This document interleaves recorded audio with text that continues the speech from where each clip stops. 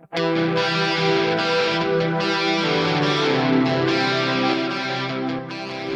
back to the Fourth Way Podcast.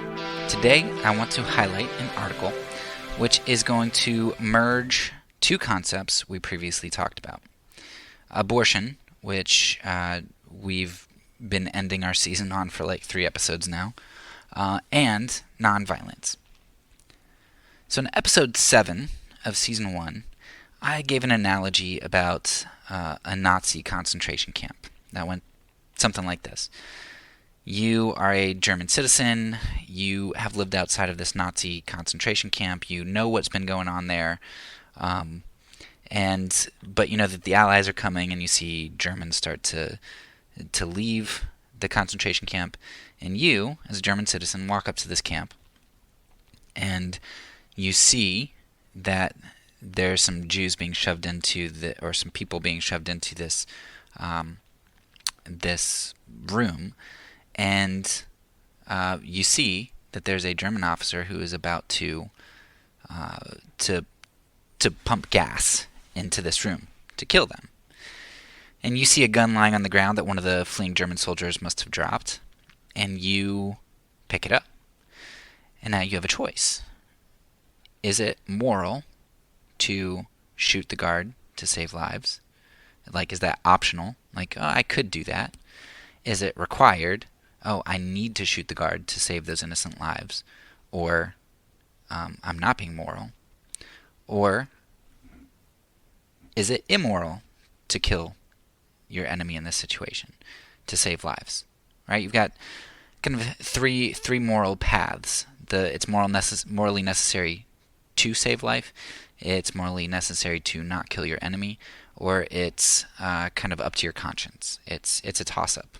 Whatever God lays on your heart at that time. And so the way that most people answer that, in the States at least, I don't think I've ever had an answer other than you should kill the guard. Actually, I might have had some people say it's up to your conscience. But most people are going to say it's either okay to kill the guard, and most people are going to say, yeah, definitely kill the guard. Kill the guard to save the innocent lives. The catch to this hypothetical situation, though, is then we bring it to today. And conservative evangelical Christians call abortion the modern-day Holocaust. It's been going on for 50 years. It's killed 60 million lives. That's a modern-day Holocaust. It's worse than the Holocaust in terms of number of lives lost. So, if it's okay to kill the Nazi in the gas chamber, or at the gas chamber, if it's either good to kill him or okay to kill him and not bad, and we have a modern Holocaust going on today, why do we condemn people who kill abortion doctors? The answer seemed clearest to me that there is no moral distinction between the Nazi example and the abortion example. I have yet for somebody to come up with a legitimate moral distinction.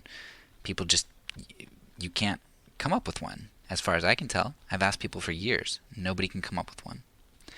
And then the question then becomes if there is no distinction, then something is amiss with the premises in one of these issues. Either, my conclusion was, it's okay to kill abortion doctors, and maybe, actually, we should be, or it's wrong to kill even the Nazi who's about to kill people. Both of those things are unsatisfactory for American Christians and most people, right? But I fail to see how there is moral distinction in these situations. So, the article at hand today, which will be linked in the show notes below, is about this issue, sort of. Now, the article is really about protesting and violence at the protests and all that kind of stuff, and the author is just trying to talk about how it's not legitimate to use violence as some of the protesters are doing, or the people coming in from the outside are doing. But then the author goes on to bring up this Nazi example, because the author is pro-violence. He believes that violence is very important as a last resort. He emphasizes that as a last resort. But he uses this Nazi example and in here, which is what I want to confront and address. So let's go ahead and take a look at the article and dissect it a little bit. So about halfway through the article, the author explains what he thinks are legitimate uses of violence. He argues that violence is only feasible, morally feasible, as a last resort, and it is used in the protection of innocent life. And he emphasizes the lives of others, but I think he would also include one's own life. But let's just take the protecting the lives of others. That makes it more morally clear, I think, or polarized. But the author does say that not only is it feasible to use for the protection of innocent life, but he argues that not protecting life when you could, through the use of violence towards an aggressor, would actually be wrong. Before, though, we do get to the abortion example, I want to highlight in this article where I believe the author kind of tips his hands and makes some missteps on his last resort reasoning here. So first, when he condemns protesters here for the violence that they use, let's just assume that the protesters did do the violence and it isn't outside forces. The author assumes that this violence is not a last resort. But how many decades or centuries of oppression does it require in order to think that you won't protect future lives if violence isn't used? I mean, if you talk to the black community, a lot of them would say that this oppression has been going on for centuries, since 1618, 1619. In the black community, they've been oppressed through a variety of different methods. So if we're not hearing them by now, what's to make them think that it's not a last resort? It might not be considered a last resort for a white author, but might it not be for a black man? Number 2, would we say that this applies to any other sin? If someone put a gun to your family's head and said, you need to have sex with your kid to save your family, should you? Should you rape your own child to save your family? If they told you to recant Jesus, should you? You can go down the list of moral sins and ask whether saving lives justifies them. But many times, if not all, the answer would be no for most people. Why does killing get a pass? Is it because it's our enemy who's disposable and able to be objectified? I think so. Number 3, one of the assumptions may be that only taking the life of the guilty is justified, of the aggressor, which could counter my point number 2, right? If somebody comes in to harm your family and they're an aggressor, the reason you can kill them is because they've lost their right to life. But no other sin which is against another person is justified, only that which is against an aggressor. Now, you can kill, lie to, torture for information, all that good stuff, so long as it is against an aggressor. Doesn't this just mean that we're able to objectify people so long as they're our enemies? Sin isn't sin if it's against our enemies for a purpose we deem appropriate, in a circumstance that we feel is a last resort. That seems like a very slippery slope to me. I mean, you justify all sorts of things. You justify all kinds of sin so long as it's against an aggressor. And I just don't see Jesus' rationale in when people lose their rights to be treated as image bearers of God. I just don't see it. And even someone like Augustine, who is known for beginning the just war theory, he would have said you can't kill an aggressor because you couldn't do it in love. And even he would say lying is never justified. So it's just so interesting to me that our just war ideology and self-defense ideology, even though we try to ground it in Augustine, um, it's so far from what he advocated. But anyway, let's jump in now to the specific scenario of killing abortion doctors. Just remembering that we've already got all of these problems with this concept of last resort. It's a concept of convenience that we can invoke when we feel like it's a last resort, but we can condemn other people because we say, oh no, you could have done this and that, or you should just wait a little bit longer. So let's jump into the abortion scenario, keeping that in mind. The author raises the initial question.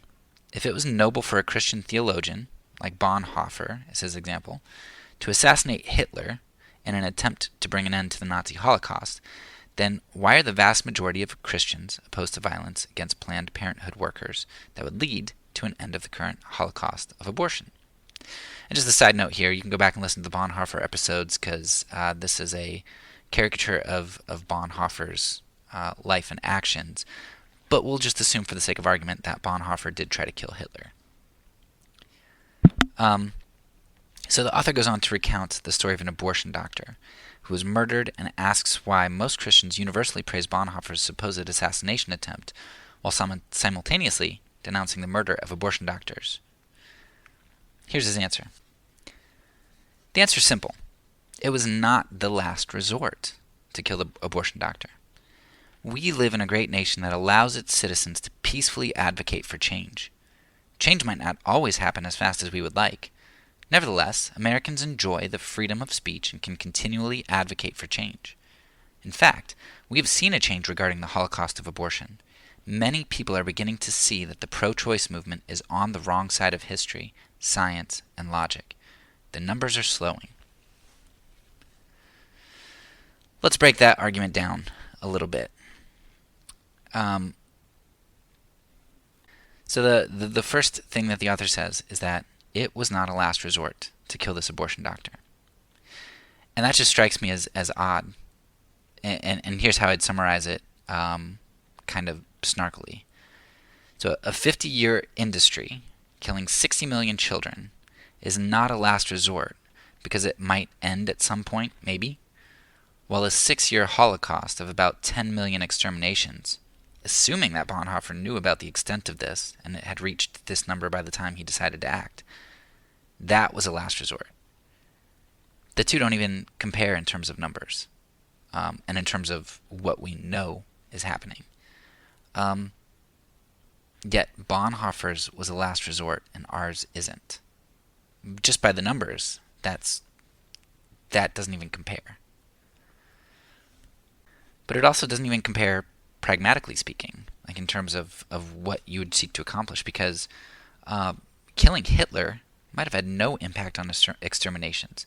Hitler had plenty of higher-ups who were as sadistic as him and wanted Jewish extermination. And it's very plausible that someone would have just filled in the gap. Now compare that with killing an abortion doctor. You can shut down an operation, a whole clinic, with a bombing. Some women who are on the threshold for abortions, in terms of their gestational period, might not be able to reschedule in time to get an abortion. Some women might be scared to get an abortion if they feel threatened. And surely the man you kill will no longer be able to kill, so you're taking a murderer out of circulation until someone else can be trained to replace him. Now, if there were enough Christians who are willing to stand up for their faith and what is moral and do that, you could put a really big dent in the abortion industry for sure. So, right off the bat, I would say that, at least at face value, the author's definition of last resort is defined conveniently in accord with his subjective feelings about certain issues. He can rail on Nazis because he doesn't have to do anything about them, but subconsciously knows that if he maintained the same standards in our present situation, it would cost him his life and reputation. The dissonance is assumed away rather than taken seriously. Let's take a deeper look at some of the specifics he addresses. I'll quote him again here. We live in a great nation that allows its citizens to peacefully advocate for change. Change might not always happen as fast as we would like.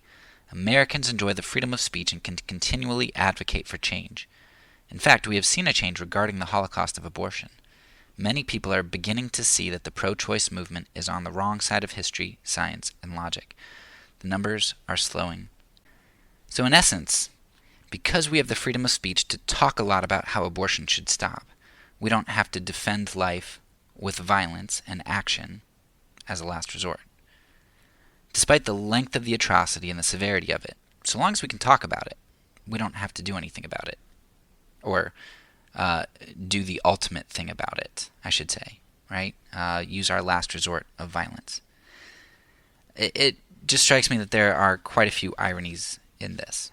First, just compare this to some other real-world examples, both of which I believe the author, and if not him, at least our community that we're in, these events that our community thinks is just. So the Civil War and ending slavery, was that just? Was that a last resort? I mean, think about this. The territories had had been limited from taking on slavery, right? For every edition of a slave state, there had to be one of a free state, and vice versa, right? So we started limiting slavery in that regard. The slave trade had ended. It was only by birth now. It was being talked about among people and in government. They were debating it, trying to end it even further. It was being disbanded in other countries. I mean, there was great progress. Did we really need to fight about it? Slaves who tried to run away and revolt if they used violence against their masters. In 1790, should they have just said, well, you know what? They gave me 3/5 of my humanity. That's better than zero. So that's some progress. I'll wait and hold out and hope that I just get freed soon and I get the rest of my humanity. When does last resort come into play for either the Civil War or slaves rebelling, all of the different rebellions that you see from both black and white people that were related specifically to slavery?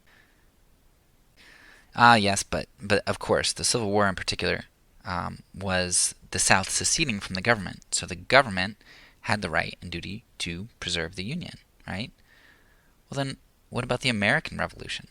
A revolution of many wealthy businessmen who were sick of paying taxes, having unsellable land because the crown prevented them from expanding their territory west. Conversations were going on and concessions were being made at times from the crown. There were actually quite a number of concessions that were being made.